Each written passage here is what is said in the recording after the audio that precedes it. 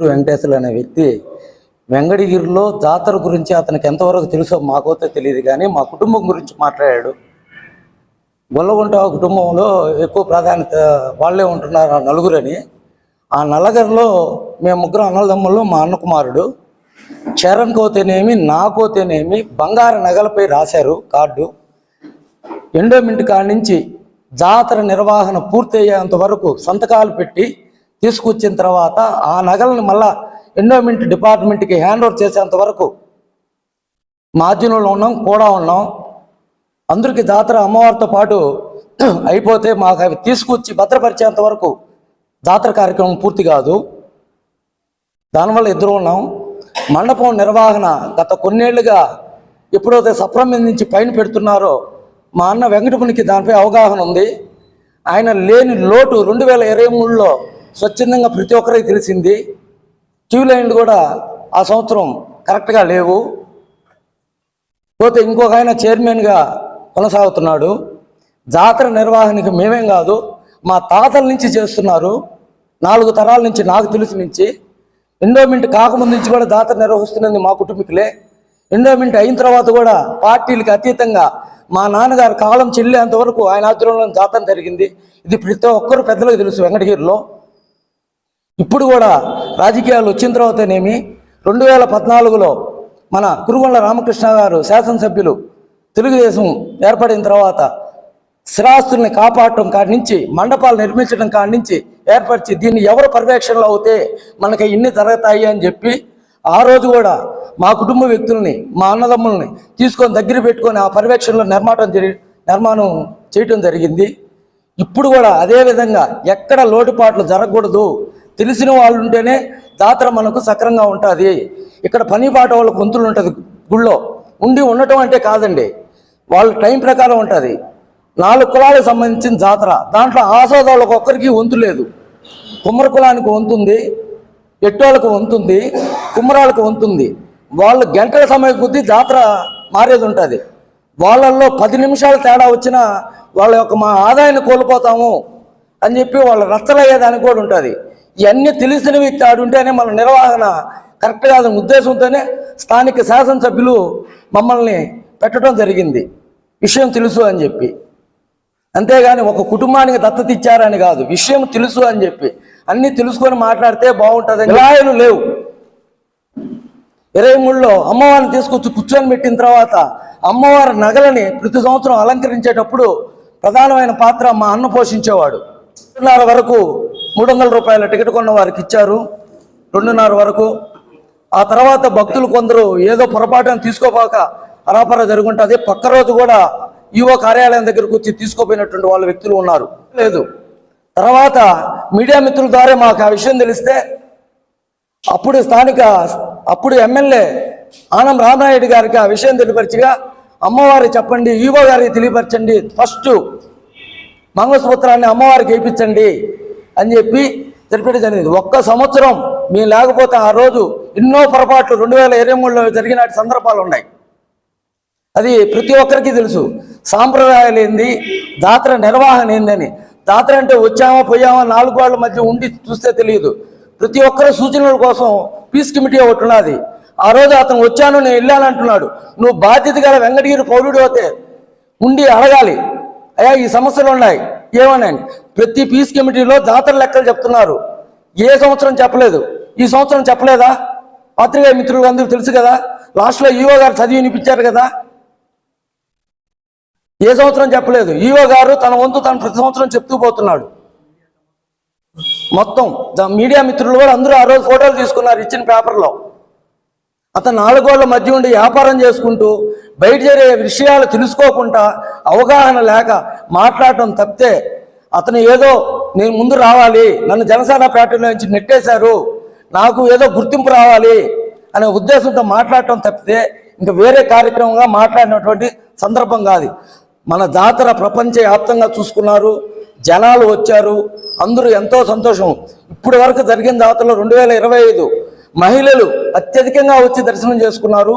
ఈ సంవత్సరం 1,00,000కు పైగా క్యూ లైన్లలో దర్శనం చేసుకుని రికార్డు స్థాయిలో 2025 ప్రదంగా నిలుస్తుంది. ఈ అన్నిటికీ కారణం మనం ఇంత అద్భుతంగా చేయడం దానికి నిలబడి కురుగుళ్ళ రామకృష్ణ గారు సూచనలు ఇచ్చి ప్రతి కార్యక్రమం పైన అవగాహన వ్యక్తులకి ఏర్పరించి ఆయన మీరు ఈ కార్యక్రమం చేయండి, ఎవరు చెప్పిన పని వాళ్ళు చేయండి అని చెప్పి ఎమ్మెల్యే గారు చెప్పిన దానివల్ల అందరూ ఆ పనులు చేసుకుంటూ రావటం అంతా చక్కగా జరగటం, క్యూలైన్లు 1,00,000కు పైగా జనాలు దర్శించుకోవటం కూడా ఇదే తొలిసారి. జల్లే కార్యక్రమం కాకుండా అమ్మవారితో వాళ్ళు ఇలాంటి చలగాలు ఆడటం మంచిది కాదు. ఇంతటి అభివృద్ధి కానీ ఏది కానీ ఈరోజు ధ్యాన మందిరాన్ని కూడా పక్కన ఆయన ఉన్నటువంటి మెస్ పక్కనే నిర్మించడం జరుగుతుంది. ధ్యాన మందిరం ఇది కూడా కురుగుళ్ళ రామకృష్ణ గారు మన ఆనం రామనాయుడు గారికి ఈ విధంగా ఖాళీగా స్థలం ఉంది, మనం దీంట్లో నిర్మాణం చేపట్టాలి అనే ఉద్దేశంతో ఈయన సిఫారసు చేస్తే దాన్ని ఆమోదించడం, జాతర రోజున శంకుస్థాపన చేయటం అవి జరిగింది. త్వరలో దాన్ని నిర్మాణ కార్యక్రమం కూడా మొదలవుతుంది. ఇలా ప్రతి కార్యక్రమం కూడా ముందుకు పోయే విధంగా ఉంది. కానీ ఎక్కడ కూడా ప్రతి సంవత్సరానికి తేడా చూస్తే సంవత్సరానికి జాతర అనేది గొప్పగా జరిగిపోతుంది, కానీ స్థాయి ఎక్కడ కూడా తగ్గటం లేదు.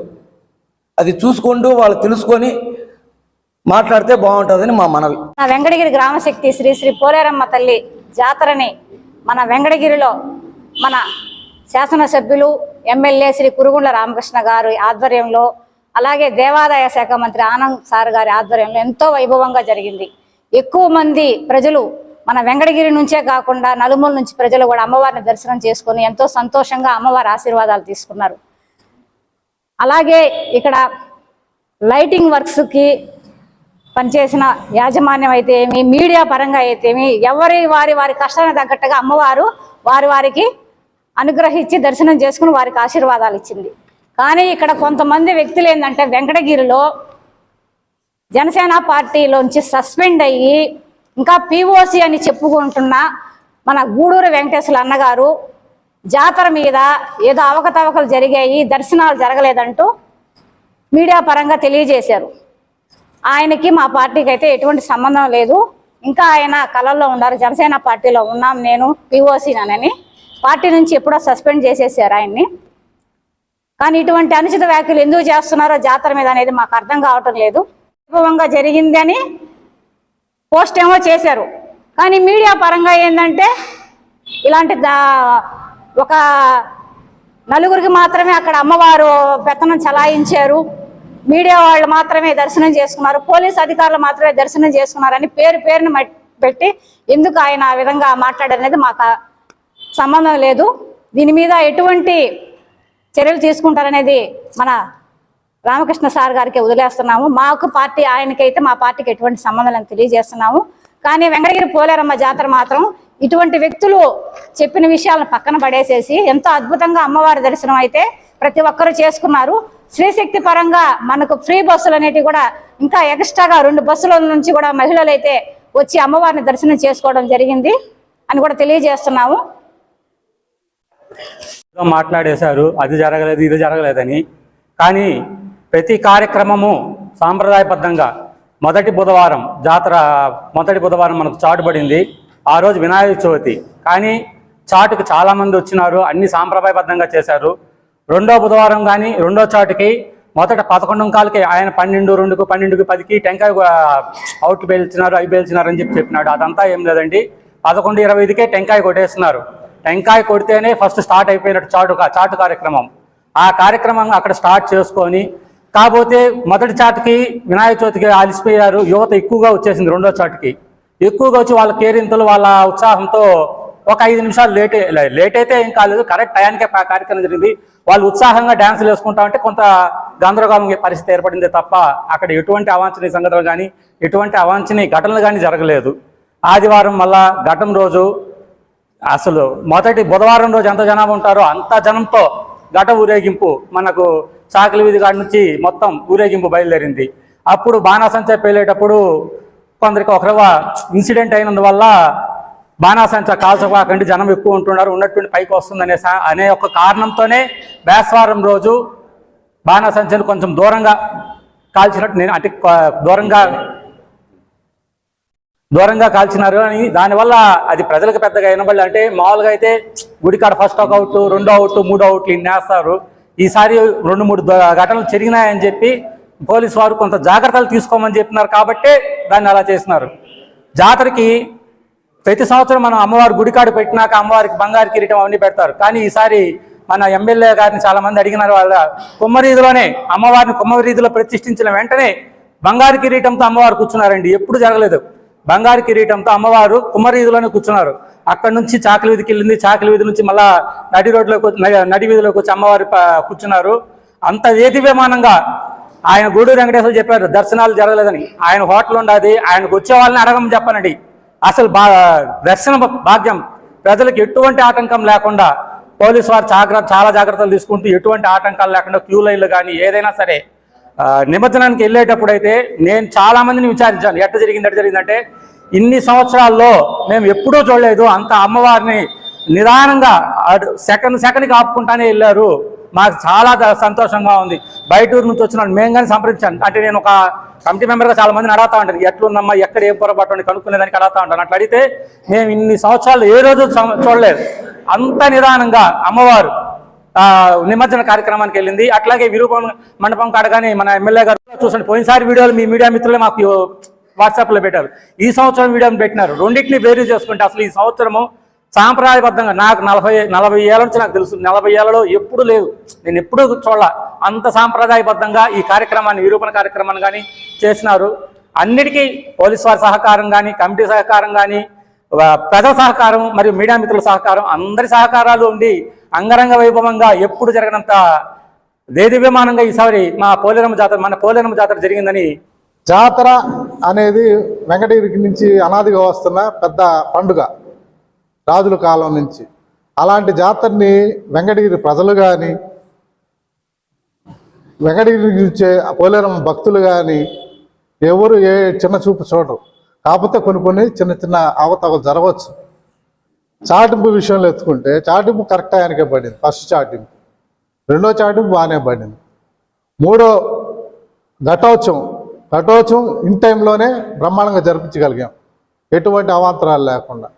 బుధవారం రోజు కుమ్మర వీధిలో పూజ విషయంలో కానీ, అమ్మవారిని ప్రతిమను తయారు చేయడంలో కానీ, అమ్మవారిని తీసుకెళ్ళి చాకలి వీధిలో తీసుకెళ్ళి అక్కడ అత్తగారి లేని చాకలి ఇంట్లో కానీ తీసుకెళ్ళడం కానీ, అక్కడి నుంచి కాంపాల నుంచి గాలిగలు రావడం కానీ, అమ్మవారిని మళ్ళీ నడిదిలో రథం మీద తీసుకొచ్చి ఎటువంటి ఏ అమ్మవారికి సాంప్రదాయాలు ఉన్నాయో ఆ సాంప్రదాయాలు ఎటువంటి లోటుపాట్లు జరగకుండా మన ప్రీతమ శాసనసభ్యులు కురుగుండ్ల రామకృష్ణ గారు చాలా జాగ్రత్తగా తీసుకున్నారు. ఆయన ప్రతి ఒక్కరికి చెప్తూ ఏంటంటే ప్రతి అధికారిని, ప్రతి కమిటీ మెంబర్లని, ఇటు ప్రతి శాఖని, అంటే కరెంట్ డిపార్ట్మెంట్ కానీ, ఎంఆర్ఓ కానీ, కమిషనర్ కానీ, వీళ్ళందరినీ ఆయనే అందరినీ ఒక తాటి మీద తీసుకొచ్చి ఎక్కడ కానీ ఎటువంటి లోటుపాట్లు జరగకూడదు, సాంప్రదాయాలకు ఎటువంటి ఇది విరుద్ధం కాకుండా జరగాలి అనే దాని మీద ఫోకస్ పెట్టి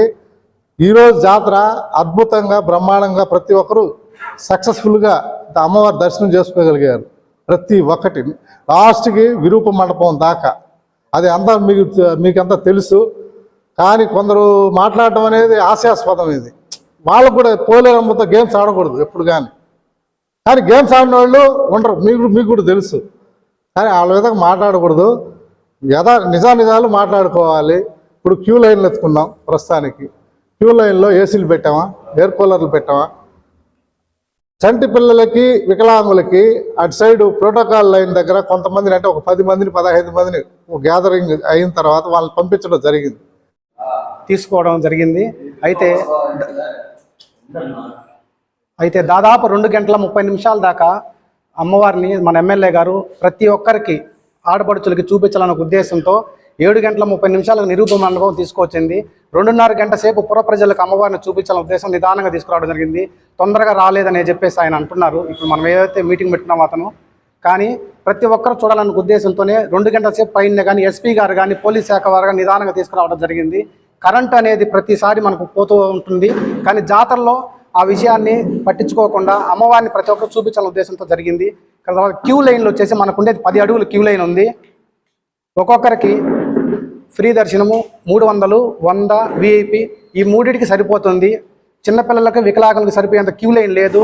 దాని గురించి ఇంకోసారి పురాలంచి నెక్స్ట్ టైంకి ఏదైనా ఆలోచన చేసి ఈవో గారు దాన్ని సరి చేస్తారు. దాని గురించి చెప్తాం ఈవో గారికి కూడా. తర్వాత ఈ ఈవో గారి గురించి ఏదో చెప్పారు. ఈ ఈవో గారి హయాంలోనే అమ్మవారి బంగారు కిరీటం కానీ, అమ్మవారికి పాదాలు కానీ, అమ్మవారికి ఒక నిర్మాణం చేయించడం కానీ ఈ ఈవో గారి హయాంలోనే జరుగుతున్నది. ఏ ఈవో ఇన్ని సంవత్సరాలు చేసినట్టు దాఖలాలు లేవు.